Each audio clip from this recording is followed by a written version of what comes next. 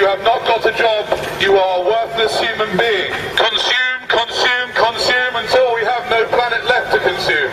What you need to do is buy things that you don't need. That's the best way to support the economy. Smiling is bad for the economy. Get back inside and get back to work. That's what you should be doing. Stop putting your head out of bed. Never mind your lunch hour. The more you work, you better. Because when you die, you'll regret that you haven't worked more. Capitalism is a wonderful system. Okay, a few billion people get nothing. But still, think of all the people that get lots. Don't worry about the fact that the Chinese people had to work for 50 cents a day. They're Chinese. Who cares? There's a billion of them. Do you like iPods? I do. I've had 4 of them, each of which was replaced at least once by warranty.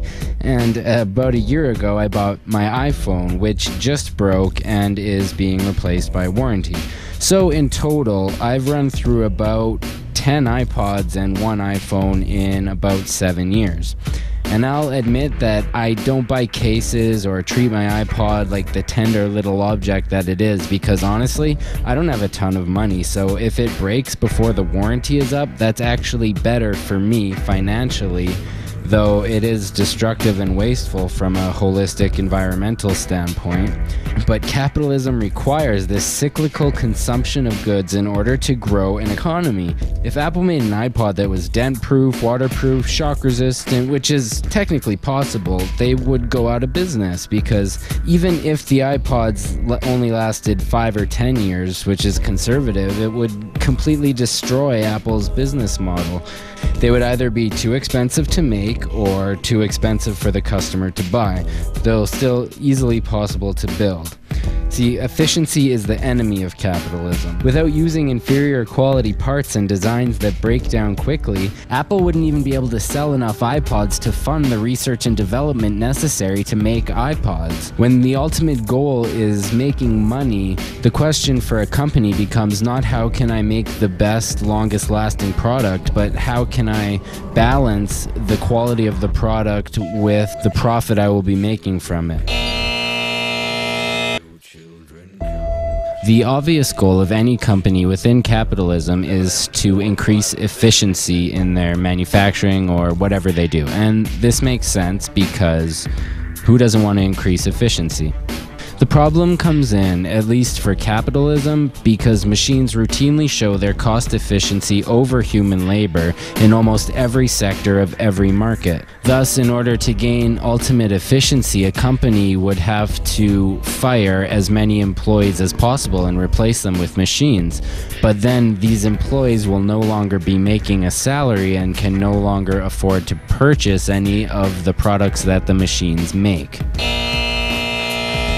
Proponents of capitalism often cite the profit motive as if it's the only possible motivating factor that pushes progress. This is historically and blatantly false, as many of the greatest inventions and ideas from our past did not come from people looking for profit. Also, millions of people volunteer for countless causes all over the world, and many more would volunteer were they adequately fed, sheltered, and free of wage slavery. The profit motive does push society to a degree, but it also incentivizes greedy business practice, human rights violations, monopolistic tendencies, and the fear of losing wealth leads rotating wealthy CEOs and corporate control groups to push media fear and large-scale propaganda campaigns on the public in order to maintain their status. Simply put, we have empty homes beside the homeless, closed down factories, willing workers, plenty of resources to go around, yet over 1 billion people starving. And we've been trained to blame the victims. We say, if only they'd worked harder, been more competitive, or had a better outlook on life, they'd be millionaires, right? Or at least middle class, but I think we all know that's bullshit. If you were born without any access to food or money, you're going to starve. Our markets have created this box of false scarcity that pits us in competition against one another for resources that we could and should all have access to.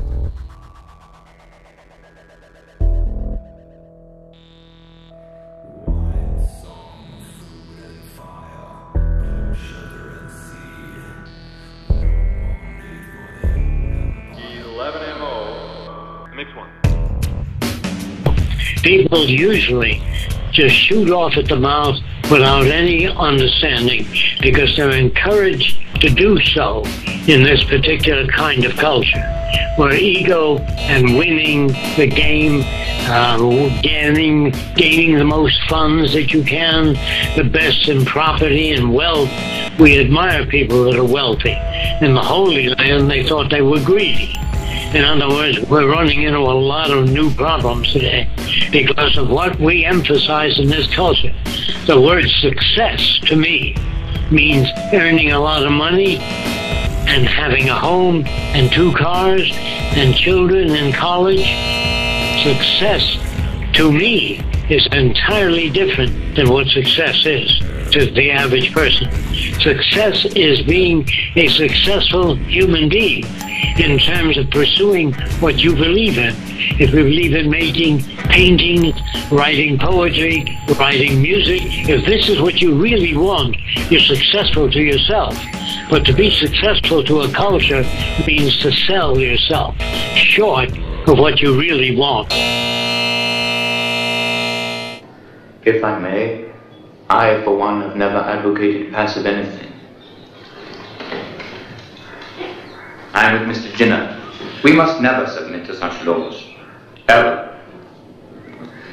And I think our resistance must be active and provocative. Yeah? I want to embarrass all those who wish to treat us as slaves. Thank you. All. Forgive my stupid illustration. Allow me. No, please. But I want to change their minds. Not kill them for weaknesses we all possess. And what resistance would you offer? A day of prayer and fasting. You mean a general strike? I mean a day of prayer and fasting. Of course, no work could be done, no buses, no trains, no factories, no administration. The country would stop. God, it would terrify them. Could you get people to do it? Why not? They're calling you Mahatma. Great soul. Fortunately, such news comes very slowly to where I live.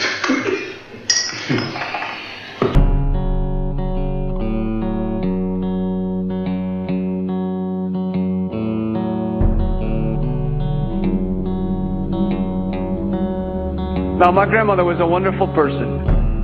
She taught me how to play the game Monopoly. She understood that the name of the game is to acquire. She would accumulate everything she could, and eventually she became the master of the board. And eventually, every time, she would take my last dollar, and I would quit in utter defeat. And then she would always say the same thing to me. She'd look at me and she'd say, "One day, you'll learn to play the game." One summer, I played Monopoly with a neighbor almost every day, all day long. We'd play Monopoly for hours. And that summer, I learned to play the game. I came to understand the only way to win is to make a total commitment to acquisition. I came to understand that money and possessions, that's the way that you keep score. And by the end of that summer, I was more ruthless than my grandmother. I was ready to bend the rules if I had to win that game. And I sat down with her to play that fall. I took everything she had. I destroyed her financially and psychologically. I watched her give her last dollar and quit in utter defeat. And then she had one more thing to teach me. Then she said, "Now it all goes back in the box." All those houses and hotels, all the railroads and utility companies, all that property and all that wonderful money. Now it all goes back in the box. I didn't want it to go back in the box. No, she said, none of it was really yours. You got all heated up about it for a while. But it was around a long time before you sat down at the board. And it will be here after you're gone. Players come and players go. But it all goes back in the box. houses and cars, titles and clothes, filled barns, bulging portfolios, even your body. Because the fact is that everything I clutch and consume and hoard is going to go back in the box, and I'm going to lose it all. That's not much of an ROI on that. You have to ask yourself, when you finally get the ultimate promotion, when you've made the ultimate purchase, when you buy the ultimate home, when you have stored up financial security and climbed the ladder of success to the highest rung you can possibly climb it, and the thrill wears off, and it will wear off, then what? How far do you have to walk down that road before you see where it leads? Surely you understand, it'll never be enough. So you have to ask yourself the question, what matters? The hands of the many must join as one, and together we'll cross the river.